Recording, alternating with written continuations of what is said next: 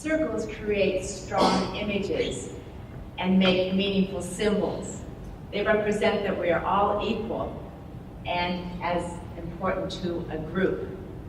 The circle of life is a strong image.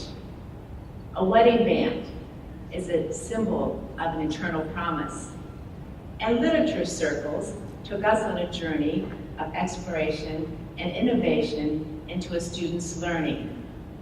We were taught a bit about teaching and how to follow a student's learning. Germaine came to me with a dilemma. She wanted to add literature circles to her classroom, but she was worried about it being energized, and another thing that she had to do to the students.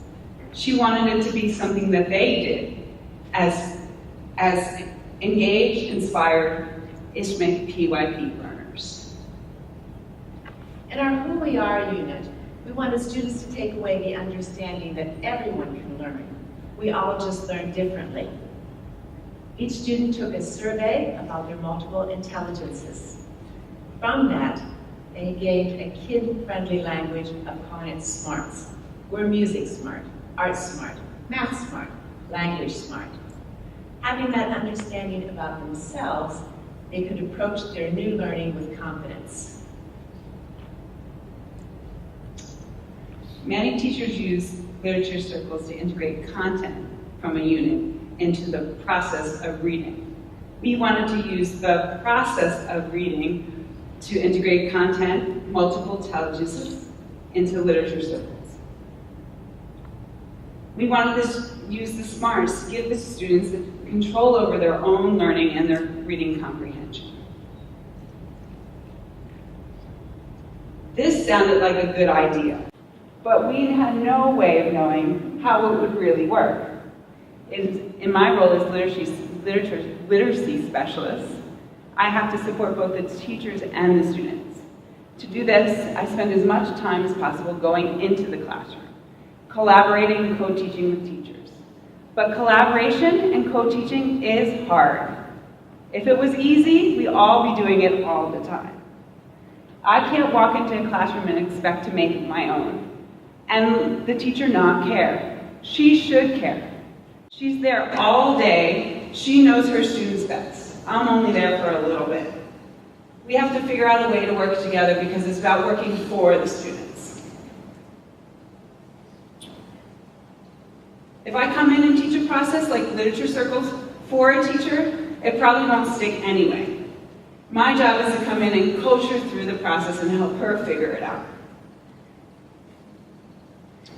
I certainly couldn't have done this alone without a teacher like Germaine, willing to try new things, willing to fail, willing to jump through hoops, willing to let her students get into the driver's seat and decide what books they were going to read, how they were going to discuss them, who they were going to discuss them with, how they were going to use their smarts to approach the book and make the books come alive.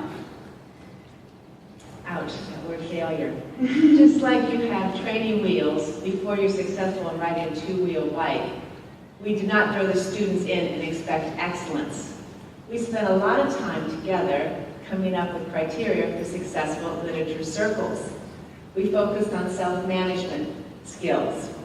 We came up with being committed to doing their best, to being respectful. Everyone's in a different process in their reading and response, and sometimes just a quiet voice is important. We talked about persevering, that this takes hours, if not days. We need communication skills of speaking and presenting, but often listening to those in your book discussion group.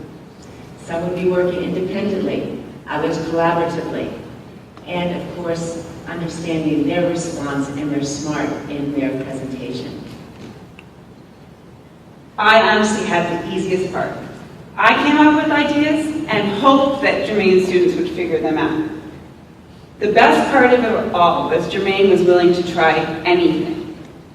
She never said the EAL students couldn't do it, even if she was thinking it. I swept in with the idea that literature circles are naturally differentiated, that anybody can do the hard thinking stuff. And guess what? It worked. Don't tell Nancy, but I think I had the easier part. Now I didn't have to argue with students to pick out a book. They chose from a natural position of interest. Gone were the dull, long summaries forced to show that they actually had read the books.